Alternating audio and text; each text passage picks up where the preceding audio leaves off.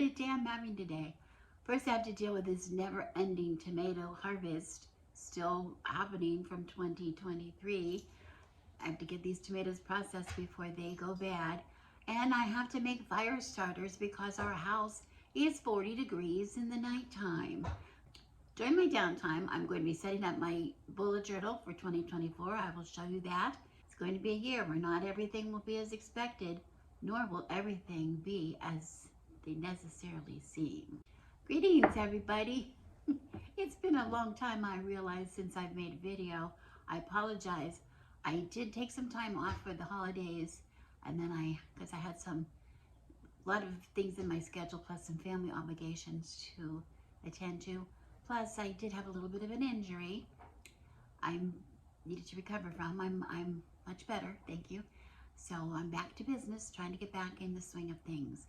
And today I'm doing some housekeeping, Motley Mondays on a Wednesday or whatever day it is, I'm not even sure. And I know some of you in the past have said you really love Motley Mondays, so I thought, okay, why not? I'll turn on the camera and show you what I'm doing, because it's a little interesting this year for me.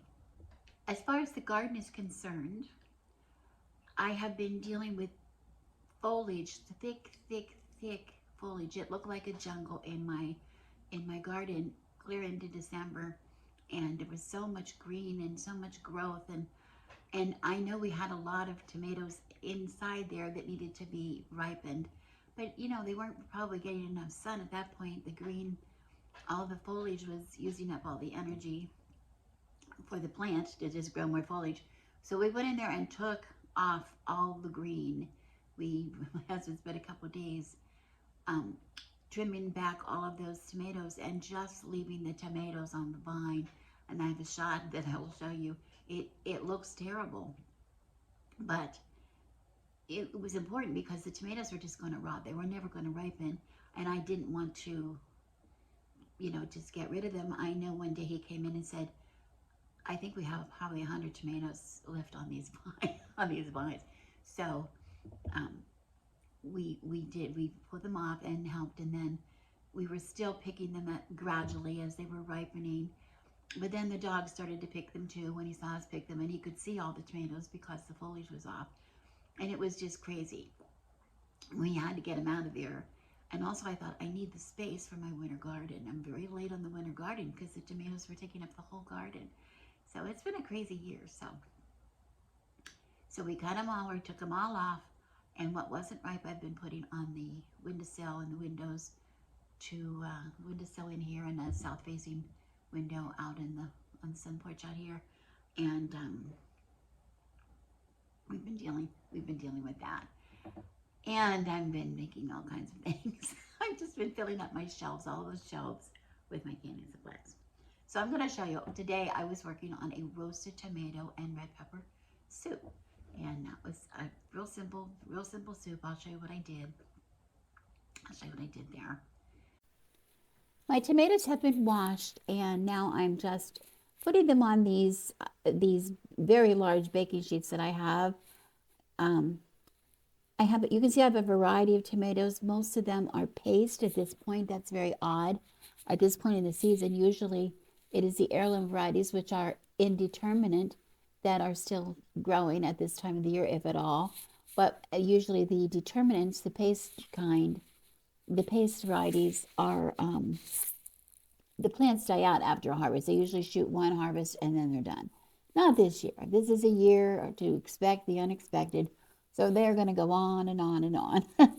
Here you see me cutting a green zebra. That was a green zebra in half. I removed the stem, and then I put that on the cookie sheet just to try to equalize the sizes so that they kind of caramelize about the same time. So I have 2 sheets full. That's all my oven will take. I'm coating them liberally with some olive oil, extra virgin olive oil. This adds flavor. This helps in the caramelization. It also helps for the seasoning to adhere to the tomato. And the only seasoning I'm really putting on now is I have some coarse kosher salt, and I'm going to sprinkle that very liberally over the tomatoes. Again, this is my chance to season them, bring out that flavor of the delicious fresh tomatoes. And so I'm going to put it liberally over both trays, and then I'm going to take some freshly ground black pepper, and sprinkle that liberally over all. My 2 trays are in the oven. I put them in at 425.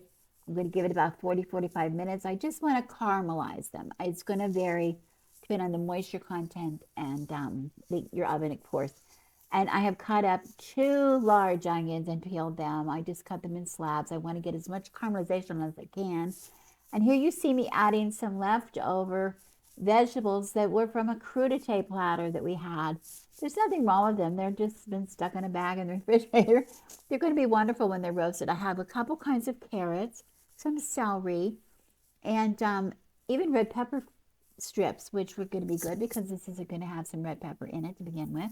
So they're going to add a lot of flavor, a lot of aromatics to the soup. You can't just have tomato soup. You got to have other stuff in there. It's really important. These are the things that enhance the flavor. You even see me adding here some celery that has limp celery. Usually goes in the stock bag in the freezer, but this time it's going here on the tray because it's going to be good when it's roasted. It's going to be fine, and the leaves are going to be delicious as well. Now I'm trying to get as many of my extra leftover tomatoes on here as I can because I don't want to have too many tomato trays in there. I can only hold 2 at a time, but I think I can pick them up. And here I have a whole head of garlic. I've taken off a lot of the outside leaves, the extra ones, just leaving a few, cutting the top off, and I'm going to snuggle it down inside my vegetables. And then everything is going to be sprinkled liberally with extra virgin olive oil, just like I did the first tray. To give flavor, it's going to be really good. I want to make sure I hit everything on that tray with a good drizzle of it, including that garlic, because that garlic is going to be delicious when I squeeze those cloves out of that head of garlic. My vegetables have all been roasted. They're nice and soft, and I've allowed them to cool. I put them in this big bowl to cool because I wanted to blend them smooth in the blender. We don't want to put hot foods in a blender. It can cause a big mess. You see, everything looks really horrible, but the smell is incredible. And all of the garlic has been removed also from the garlic, the paper, and I squeeze it into into the mixture. So I have all my tomatoes and everything all ready to go to blend nice and smooth. And then I'm going to transfer it to that big pot that I have on the stove right there.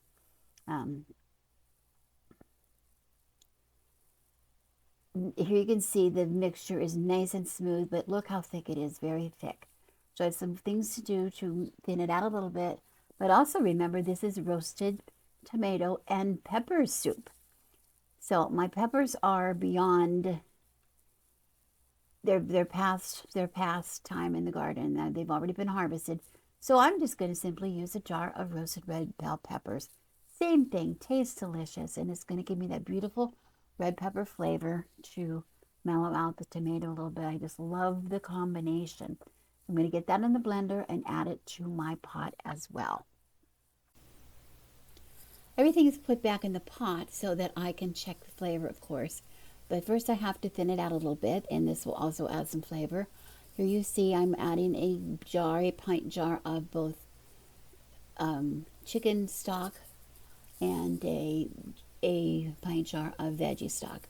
Both I have made, got from my pantry. I'm not sure if this is going to be enough. I'm going to check. As I heat it up, it'll thin out a little bit. And also I'm going to be able to check the flavor more when it's up to temperature. Because there's nothing grosser than trying to taste cold soup. You really can't get the seasoning right. So I get it up to temperature, but not hot enough that it's going to be too hot to taste, of course. But then it'll be up to temperature for canning, which I'm going to be doing soon.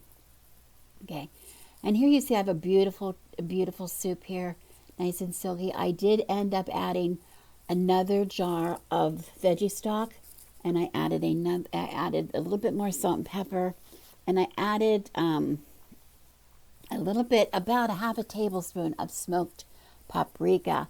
Oh, that's going to give it a beautiful, beautiful flavor, but it's just delicious.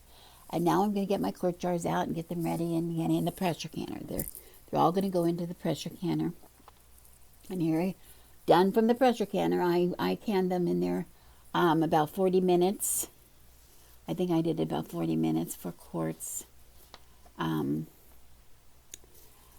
Because it had things other than tomatoes, okay? Or I could have just done it in the water bath canner. But anyway, you see, I'm checking. I have taken the rings off. I don't store them in the rings.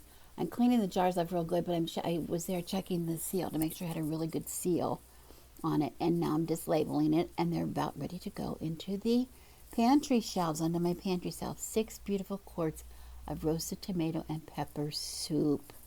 For my fire starters, I always use the leftover candle wax that we have here.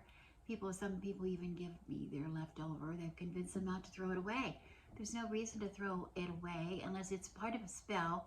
If my candles are part of a spell, I let them burn completely out, and then they of course get burned in our fire pit, and it goes toward the ash that we use for protection around the property.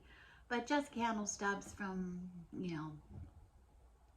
just ritual, or just, from altar candles or whatever, that don't really have any significance other than, there's no spell attached to them. We keep all those stubs, and I use those for making fire starters, which I will show you. I think I've showed you before, but it's a really, really simple thing. If you don't have a fireplace, they're good for use to carry with you for camping, to make campfires, or to make, if you burn in your fire pit, rather than using the chemical fire starters that you can purchase, which are, first of all, expensive. Second of all, we don't need all those pollutants in our fire. This is just very simply made and very, very useful. Here I have my egg cartons. I have some cardboard egg cartons filled with some pine shavings that I use. You can also use dryer lint, all ready to go. Here I have a pitcher made for candle making, but you can use an old coffee can or something like that. I like that one because it has a nice handle when I put it down in the water. It's like a double boiler. You don't want to ever melt wax right on the flame. You want it in water. So I just put my wax pieces into my little pitcher there in the water. I'm going to set it on just to medium heat, melt it slowly on the fire. We don't ever want to go too fast because we can catch fire very easily with wax. You have to be very safe. Other than that, we don't need too many other things. I like to keep all my supplies together in a garage, so it's handy anytime I need it. One thing I might use, sometimes the wick falls down in the wax, or those little, or you have them little metal wick tabs in there. So it's handy to have something around, like something like an old chopstick, or an old, maybe like a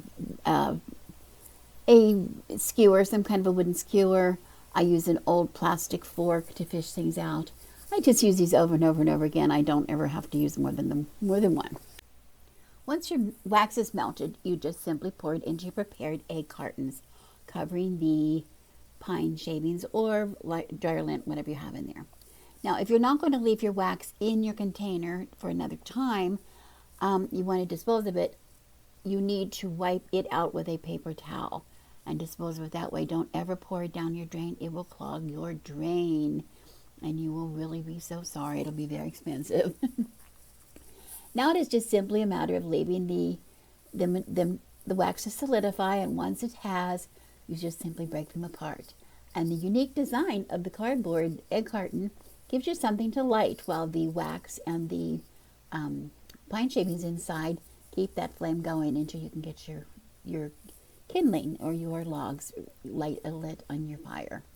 It's just perfect. It's a perfect system. Doesn't cost you any money at all. Okay. During my downtime, while I was waiting for my canner to finish the cycle, or while I was waiting for the wax to harden in the fire starters, when I was cooking getting the soup nice, cooking the soup down to get a nice flavor, I wanted to set up my journal. I wanted to set up my new journal. And this year I'm doing one journal. Now, the last couple of years I've only, not that one, that's not this. This one here I'm using this color. I'll set it aside because I'm going to show you last. I've been doing bullet journals since 2019 I started.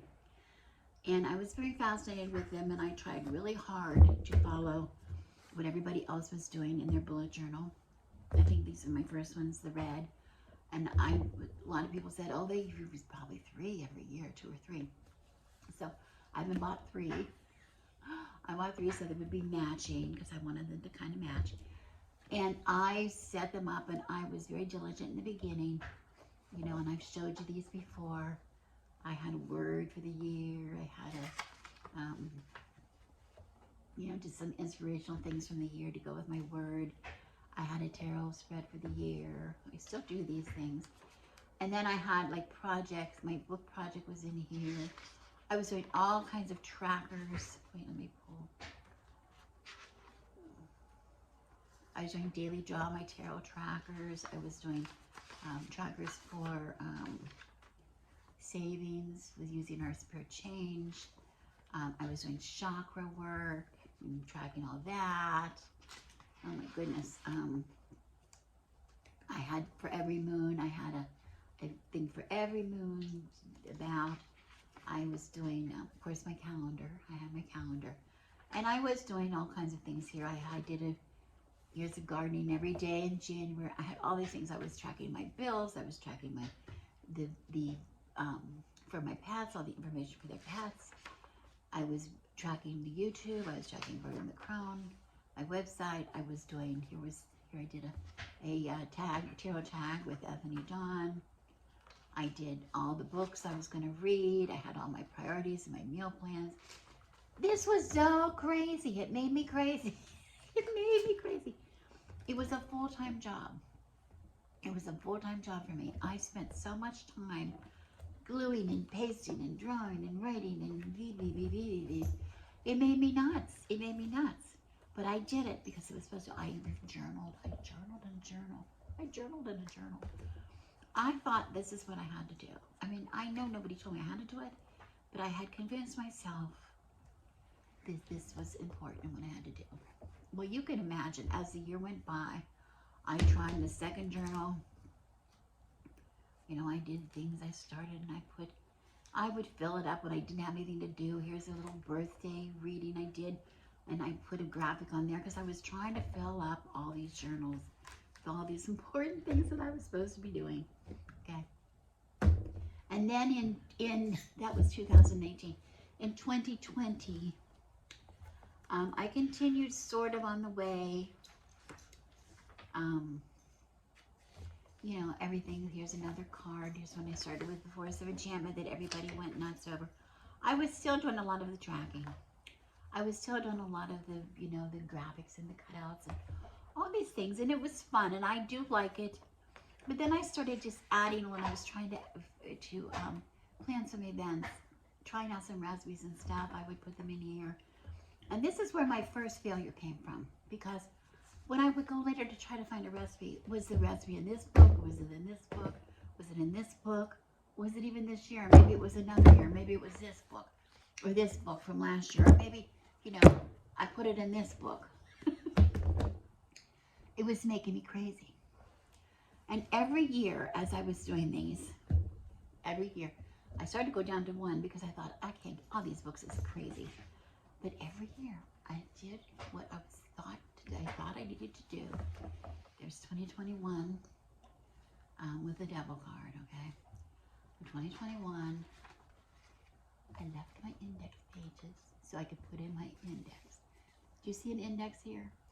I could not be structured. I could not be led. There's something about me I would not put in an index. I just couldn't do it. So every time I wanted to find anything, searching. Was it in this book? Was it in this book? Was it in this book? I want to put it in this book. How can I put it in this book if I can't find it? It made me nuts. It made me so nuts that I stopped using my journal regularly. And every year I would get to a journal, and at the end of it, this is as far as I got. There's 250 pages in here. I only went, here's 143 pages. I'm on page 143, and I never even finished a page, okay? And a lot of this stuff is just text notes for YouTube videos, okay? I realized something when I got into last year. Same thing. I started out so well. This is going to be really good. And then I forgot to put something. Oh, there's my index. Where's my index? I didn't write down my index, right? Didn't know. So there's my almond days, like I did this year. And I started out really well. I started out really well doing these things. And then, you know, I got busy. And I started to try to record things in my garden, or I put in a calendar. There's my May calendar. But look what happened. Look what happened. I eventually got to, let me see if I can find it. There's my July calendar. And 2 pages later, there's my August calendar. So the only thing I was putting in was an envelope. There was nothing even pretty on it. I didn't even put anything on it. It was really ugly. And then, look what happened. There was August.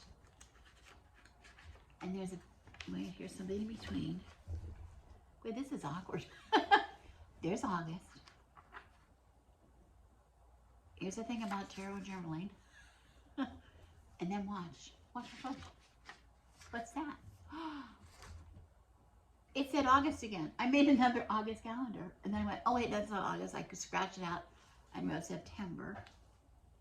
I didn't put anything on that page. And guess what I did? Guess then what I did? I stopped. I stopped. I was overwhelmed. My journal was not working for me. I was overwhelmed with it. It wasn't my tool. So this year, it's completely different. I am in charge of my journal. And I hope it's going to be okay. I want to tell you, please don't turn me in. Because I completely pasted over my index pages. Because I'm not going to do an index. Instead, I decided everything that I needed to have in my journal, realizing that I might find something later that I really like. So I left room because I need it. But I divided up my journal into just months. And I said every month I can use maybe 16, 18 pages, maybe 20, about in there. And I'd still have some pages at the end of the year, okay? I still put in what I had to have. I still put in my card because I really love to know my card for the year. I still put in my, I still put in my information about cards. I added transits from the moon. I added all these things, and I'll show you what I did. But that's all I did. That's all I did. And I put them in order. I put them where they were supposed to be. So when it's time for me to turn the page to February, oh, look at that. My calendar for February is already there. And I can just fill in what I want to do. If I want to go to June and I want to do the June new moon pages, it's going to be there before I get there. I don't have to have it filled in, but the structure will be there that I can fill in when I get there. That's going to help me. I hope it's going to help me to use my journal. These are beautiful. It's a beautiful concept. I love doing them. I love looking at them. I love it when they come out and they're all pretty like this. I love to see, when things look pretty. I love to read what I said about the cards. I love that. I love to read these things. But I have to put it down to read. These blank pages aren't helping me at all. Okay. So that's what I've been doing today. That's what I'm up to right now. And now you do you. Don't you try to do me. You do you. Because maybe the